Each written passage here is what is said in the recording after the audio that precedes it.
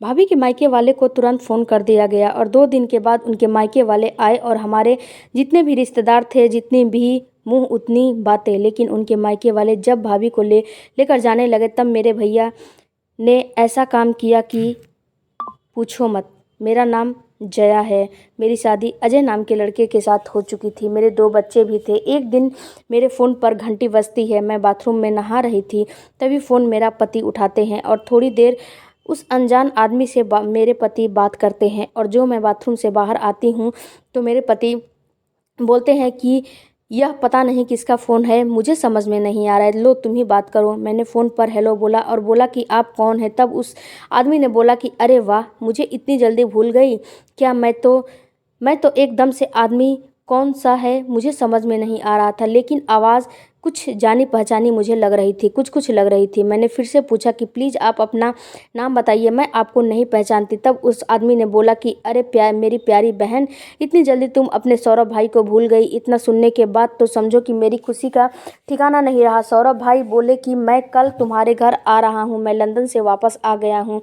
जया, तुम अपने भाई का पसंदीदा खाना सारा बनाकर रखना, मैं कल ज़रूर आऊँगा। मेरी उनसे कुछ बातें हुई और फ़ोन कट गया और मैं उनके आने का इंतज़ार करने लगी। मेरे पति आए और मैं उनसे खुशी से झूमते हुए बोली कि अरे कल सौरभ भाई आ रहे हैं। दरअसल मैं अपने मम्मी पापा की इकलौती संतान थी, मेरा कोई भी भाई बहन नहीं थे।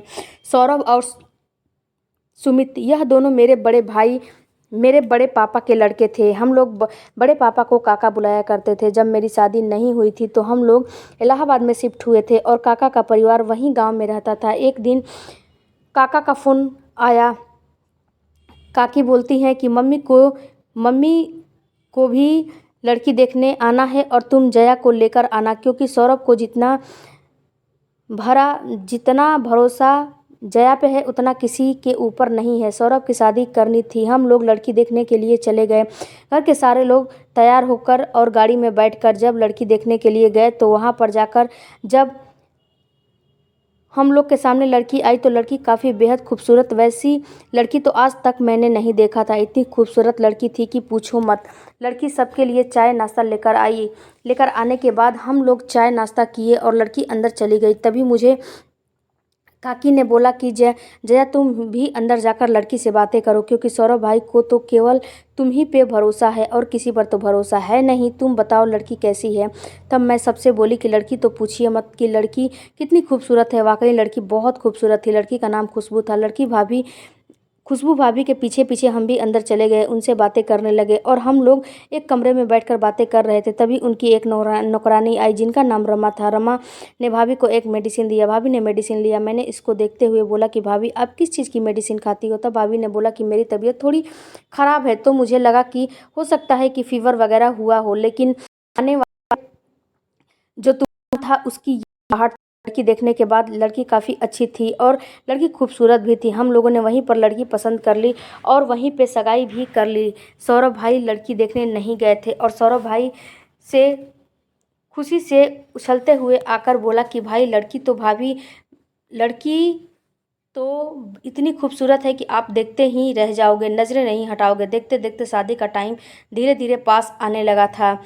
एक अनजान फ़ोन आता है एक दिन और बोलता है कि जिस लड़की से तुम शादी कर रहे हो उस लड़की से शादी मत करो, क्योंकि वह बिल्कुल चरित्रहीन है। लेकिन मेरे सौरभ भाई बिल्कुल ही लड़की के ऊपर भरोसा करते थे और लड़की से कभी कभार बातें भी हम लोगों की हो जाया करती थी। हम लोग ने उस आदमी को विश्वास नहीं किया और शादी हो गई। जब शादी करके भाभी ससुराल पहुंची तो खुशी का कितना माहौल था, पूछिए ही मत। हमने सौरभ भाई से नेग में बहुत ज़बरदस्त सामान लिया था। जिस दिन भाभी आई थी उस दिन मुँह दिखाई की रस्म होनी थी। भाभी को नहला धुला के उनके कमरे में बैठाया गया। भाभी के साथ उसकी जो काम करने वाली थी वह भी आई। अम्मा पीछे की तरह चलती। हम लोगों को समझ में नहीं आ रहा था कि आखिर यह सब हो क्या रहा है। भाभी जब नहा धोकर कमरे में बैठी हुई थी उस समय किसी अप्सरा से कम नहीं लग रही थी।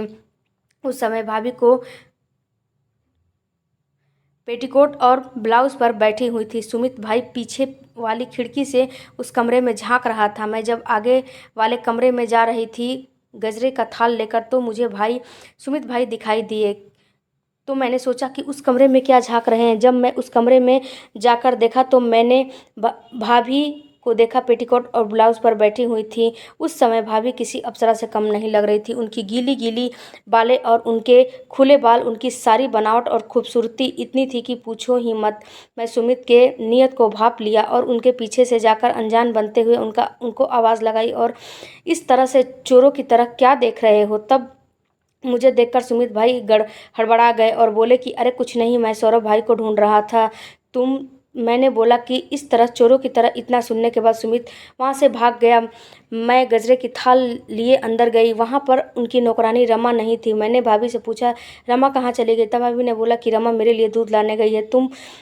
तो मैंने पूछा कि भाभी आप ऐसे क्यों बैठी हो। तब भाभी ने बोला कि मुझे साड़ी बांधने नहीं आती है। तब मैंने भाभी से बोला कि बस इतनी सी बात के लिए मैं आपको साड़ी बांधना सिखा देती हूँ। साड़ी पहनाने लगी। मैं उनको धीरे धीरे साड़ी पहनाते हुए मेकअप भी कर दिया। बोला कि बाल भी झाड़ दिया। जब सारा मेकअप हो गया तो भाभी किसी अप्सरा से कम नहीं लग रही थी। तब उनके नौकरानी रमा आई और दूध लाई। उसके बाद मैं वहाँ से चली गई और भाभी से बोला कि रेडी रहिएगा, वहाँ मुँह दिखाई की रस्म शुरू होने वाली है। मैं जाकर सौरभ भाई से बोला कि देखो भाभी कितनी खूबसूरत लग रही हैं आज। आप जब भाभी को देखोगे तो अपनी नज़रें नहीं हटा पाओगे, और भाभी पे कोई ग्रहण न आप लगाना। लेकिन मुझे क्या पता था कि सौरभ भाई की खुशियों पर किसकी नज़र लग गई है। भाभी और भैया दोनों स्टेज पर बैठे हुए थे। तब भाभी देखते ही देखते भाभी अपना साड़ी खोलने लगी और सारा सामान फेंकने लगी और पागलों की तरह हरकत करने लगी। रमा जो नौकरानी थी वो दौड़ के आई और उनको एक मेडिसिन दिया। भाभी को अंदर ले जाया गया। धीरे धीरे भाभी शांत होने लगी। जितने भी गांव के घर के रिश्तेदार, जितने भी इकट्ठे सारे लोग हुए थे, जितनी मुंह उतनी बातें, सभी लोग भाभी को के बारे में बोलने लगे। कैसी लड़की है ये, अब शगुन है, अब सब ये कैसे हो गया, इसके माँ बाप ने धोखा दिया है। जितनी मुंह उतनी बातें होने लगी। मैं वहीं पर खड़े खड़े अपने आप को कोसने लगी थी कि मेरी वजह से मेरे भाई की ज़िंदगी बर्बाद हो गई। मैं अपने आप को उस समय कटघरे में खड़ा कर ली थी। मुझे कुछ समझ में नहीं आ रहा था। तब काका और काकी ने भाभी के मम्मी पापा को फ़ोन किया और उनके मायके वाले को जल्द से बुला लिया गया। जब उनकी मम्मी पापा आए तो सभी लोगों के सामने माफ़िया मांगने लगे। उनकी मम्मी पापा ने बोला कि मेरी बेटी जन्म से ऐसी नहीं थी, उसको ऐसा बनाने में यह समाज ही जिम्मेदार है। मेरी भाभी को अटैक आ रहे थे। रमा ने सारी बात बताई थी, क्योंकि हमारी बेटी बेहद खूबसूरत और बेहद पढ़ी लिखी और संस्कारी थी, लेकिन यह समाज के ताने और तिरस्कार ने इसको मानसिक रोगी बना दिया। हालांकि एक बार ऐसा हुआ कि हमारे जो पड़ोस वाले गांव है उसमें उसके जो प्रधान जी का बेटा है वह मेरी बेटी से प्यार करने लगा था। उन्होंने मेरे पास शादी का प्रस्ताव लेकर आया। मैं भी बोला कि ठीक है, मेरी बेटी सुखी रहेगी तो इसमें मैं भी खुश रहूँगा, और मैंने शादी के लिए हाँ बोल दिया। मैंने उन लोगों से बोला कि मैं आपके बराबरी नहीं कर सकता और आपका जितना भी दहेज आप मांगेंगे वह पूरा नहीं कर सकता। उन लोगों ने बोला कि हम लोग दहेज नहीं लेंगे, केवल आप अपनी बेटी को एक जोड़े कपड़े में ही विदा कर दीजिएगा। शादी शुरू से शुरू हो गई। तैयारी शुरू हो गई। लोगों में कार्डे बंटने लगे। धीरे धीरे उन लोगों के डिमांड अब बढ़ने लगे। सबसे पहले वह लोग 4 व्हीलर का मांग किया, उसके बाद वह लोग जेवर का मांग करने लगे। मैं उन लोगों के सामने हाथ जोड़कर और मैंने बोला कि आपने बोला था कि मुझे कोई कीमत नहीं चाहिए थी, लेकिन फिर आप लोग दहेज क्यों मांग रहे हो। हम दहेज नहीं दे सकते, हम लोग इतना पैसे वाले नहीं हैं जो कि आपके इतना मुँह मांगा दहेज दें। लेकिन उन्होंने मेरे इज्जत की धज्जियां उड़ाने के लिए बोले कि जब तुम्हारी बेटी की शादी हो रही है और जब नज़दीक आ गई है तो हमें इतना दहेज चाहिए, तभी हम लोग शादी करेंगे। तब हम लोगों ने यह तय किया कि यह शादी हम लोग नहीं करेंगे, क्योंकि वह लोग लालची हैं और हम लोग के पास इतना पैसा नहीं था कि उन लोगों को दे, और हम लोगों की इज्जत की वो लोग धज्जियाँ उड़ा दिए थे, ऐसा काम कर रहे थे। तब हम लोगों ने वह शादी को तोड़ दिया। उसके बाद से जिससे हम अपनी बेटी की शादी ठीक करते थे उससे वह लोग फ़ोन करके यही बोलने की इसकी बेटी चरित्रहीन है, उसकी बेटी मेरे बेटे के साथ पहले रहती थी, यह करती थी, वह करती थी। मेरी बेटी के चरित्र पर वह लोग लांछन लगाकर शादी तुड़वा देते थे। यह तिरस्कार मेरी बेटी बर्दाश्त नहीं कर पाई और एक दिन मेरी बेटी को अटैक आने शुरू हो गए। मेरी बेटी शुरू से ऐसी नहीं, तब कर आज हम लोग बेटी के खुशियों के लिए लड़के ढूंढ रहे थे, लेकिन सारे लोग छोड़कर भाग जाते थे। एक काफ़ी ऐसे थे जो कि हमारी बेटी को अपनाने के लिए तैयार हो गए थे। हाँ, मैंने धोखा आप लोगों को दिया है, सच्चाई आप लोगों से नहीं बताई है, क्योंकि अपनी बेटी की खुशी हम लोग ढूंढ रहे थे, उसी में हम लोग बेवफा हो गए थे। उन्होंने बोला कि रमा, खुशबू को अंदर से लेकर आओ और हम लोग चले यहाँ से। जब रमा अंदर गई भाभी को लेकर आने के लिए, तब वहाँ पे सौरभ भाई ने बोला कि रुकिए, ये मेरी जैसी भी है, ये मेरी पत्नी है, मैं उसको अपने पास रखूँगा। तब उनके पापा ने दवाइयाँ और बोला कि दवाइयाँ आप रेगुलर दीजिएगा, धीरे धीरे यह ठीक होने लगेगी, लेकिन अगर दवाइयाँ बीच में छोड़ दिया जाता है तो इसके दौरे पड़ने लगते हैं, इसीलिए इसके साथ रमा को रखा गया है। रमा मेरी बेटी के साथ साये की तरह रहती है, उसकी माँ से बढ़कर यह है। तब उसकी मम्मी पापा को सौरभ भाई ने वहाँ से भेज दिया और भाभी को अपने घर पर ही रख लिया। सोफे पर बैठे यह सारी चीज़ें मैं देखकर सोच रही थी, तभी मेरे पति ने आकर मुझे हिलाया और बोला कि अरे तुम्हारे सौरभ भाई आ रहे हैं, किस ख्याल में डूब गई हो। जैसे तैसे सुबह हुई और मैं सौरभ भाई के पसंद का सारा खाना बनाया और मैं खाना बनाकर सौरभ भाई के आने का राह देखने लगी। तब सौरभ भाई अभी तक नहीं आए थे, सुबह के 10 बज चुके थे। मैं उनकी राह देख रही थी, देख देख के थक चुकी थी। अब मैंने सोचा कि अब मैं उनकी राह नहीं देखूंगी। मैंने जाकर कमरे में सोफे पर बैठ गई। तभी डोरबेल बजी और मैं दौड़ के दरवाज़ा खोली तो वहाँ पर खड़े मेरे सौरभ भाई काफ़ी हेल्दी हो चुके थे। उनको देखते ही मैं थोड़ा सा घबराई और इमोशनल हो गई और बोली कि क्या आप सौरभ भाई हैं? सौरभ भाई बोले कि हाँ, मैं तुम्हारा सौरभ भाई हूँ। भाई बहन का प्यार देखकर मेरे पति की आंखों से आंसू आने लगे। जब मैं दरवाज़ा बंद करने लगी तब मेरे सौरभ भाई ने बोला कि क्या अपने भाभी का वेलकम नहीं करोगी? मैंने बोला भाभी। सौरभ भाई बोले कि हाँ। तभी उधर से भाभी और मेरे 7 वर्षीय भतीजा का उंगली पकड़कर अंदर आई। भाभी तो ऐसे लग रही थी मानो किसी अप्सरा से कम नहीं हो। भाभी वाकई काफ़ी सुंदर लग रही थी और भाभी अंदर आई, उनको देखकर काफ़ी मैं खुश हो गई थी। जब सौरभ भाई अंदर आए और भाभी भी अंदर आई तो हम लोग ने अंदर जाकर सौरभ भाई से बातें करने लगे और मैंने खाना लगाया। सब लोग मज़े से खाना खाया। खाना खाने के बाद मेरे पति सौरभ भाई के भाई से अपने बिजनेस के बारे में बात करने लगे। उसके बाद थोड़ी देर के बाद भाभी भी दवाइयाँ लेकर सो गई थी और मेरे पति खाना खाने के बाद अपने ऑफिस के लिए निकल गए और भाभी खाना खाने के बाद अपना मेडिसिन लेकर थोड़ी देर के लिए आराम करने के लिए चली गई। तब हमें और सौरभ भाई को मौका मिल गया थोड़ी सी बात करने के लिए। हमने सौरभ भाई से बोला कि सौरभ भाई, क्या हुआ जबकि आप इलाहाबाद आने का सोचने लगे थे और इलाहाबाद आप आ गए थे, जबकि वहाँ पे काका काकी सभी लोग घर भरे पूरे परिवार थे और आप किराए के मकान पे इलाहाबाद रहने लगे, ऐसा कुछ क्या हुआ था? शादी के कुछ दिनों बाद ही किराए के मकान में रहने लगे, जबकि आपके पास अच्छा खासा मकान भी लखनऊ में था। तब सौरभ भाई ने जो बातें मुझे बताई, वह बातें सुनकर तो मुझे रिश्तों से भरोसा ही उठ गया और सौरभ भाई ने बताया कि जया, मैं तुम्हें क्या बताऊं, मुझे बताते हुए भी घबराहट और शर्म सी फील हो रही है। जब तुम लोग वहाँ से चले गए तब रमा भी वहीं पे मेरी पत्नी का ख्याल रखना शुरू कर दिया था और मैं और रमा मिलकर उसका ख्याल रख रहे थे। कई एक अच्छे डॉक्टर के पास लेकर गया। रमा को डॉक्टर ने मेडिसिन दिया और बोला कि समय समय पर जब इसको मेडिसिन दिया जाएगा तो ये धीरे धीरे ठीक हो जाएंगी। रमा को एक मेडिसिन रोज़ खाना था। जब रमा मेडिसिन खा लेती थी तो उसका दौरान नहीं आता था और 3 से 4 घंटे बेहोश की हालत में सो जाती थी। एक दिन भगवान की लीला तो देखो, जो रमा थी वह भी खुशबू का साथ छोड़कर इस दुनिया को अलविदा कह गई थी। अब मैं अकेला आदमी क्या करता? खुशबू का ख्याल रखना भी मेरी जिम्मेदारी थी और अपनी नौकरी देखना भी मेरी जिम्मेदारी थी। सुबह मैं जल्दी ऑफिस चला जाता और शाम को जल्दी से देखभाल करने के लिए खुशबू के लिए आ जाता। लेकिन जब एक दिन आया तो खुशबू कमरे में बैठे काफ़ी रो रही थी। मैंने बोला क्या हुआ खुशबू? तब खुशबू ने बोला कि आज सुमित मेरे साथ ज़बरदस्ती कर रहा था। यह सुनकर मुझे तो काफ़ी गुस्सा आया। मैं सुमित को वहाँ से हटाकर हॉस्टल में डालने का फ़ैसला लिया और हॉस्टल में उसको डाल दिया कि कुछ अनहोनी ना हो जाए।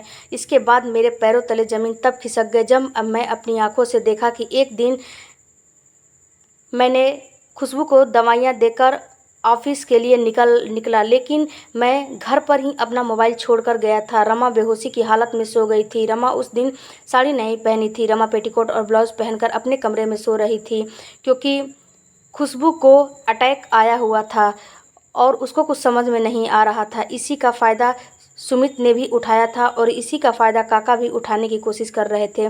जब अपना मोबाइल लेने मैं आधे रास्ते से घर आया तो काका खुशबू का पेटीकोट काफ़ी ऊपर कर चुके थे और उसके पैरों को काफ़ी सहला रहे थे।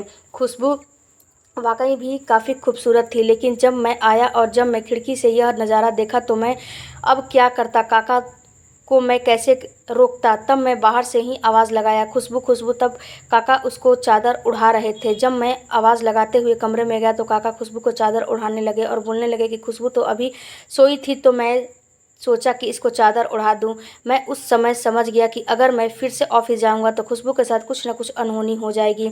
तब मैं ऑफिस नहीं गया और उस दिन अपना ट्रांसफ़र इलाहाबाद करवा लिया, क्योंकि खुशबू को अकेले संभालना मेरे बस की बात नहीं थी। मैंने सोचा कि तुम और चाची दोनों लोग मिलकर खुशबू को संभाल लोगे, और मैं यहाँ पर ट्रांसफ़र करवा कर चला आया था। और तुम और चाची ने मेरी खुशबू का इतना साथ दिया कि मैं तुम्हारा और चाची का आज तक ऋणी हूँ।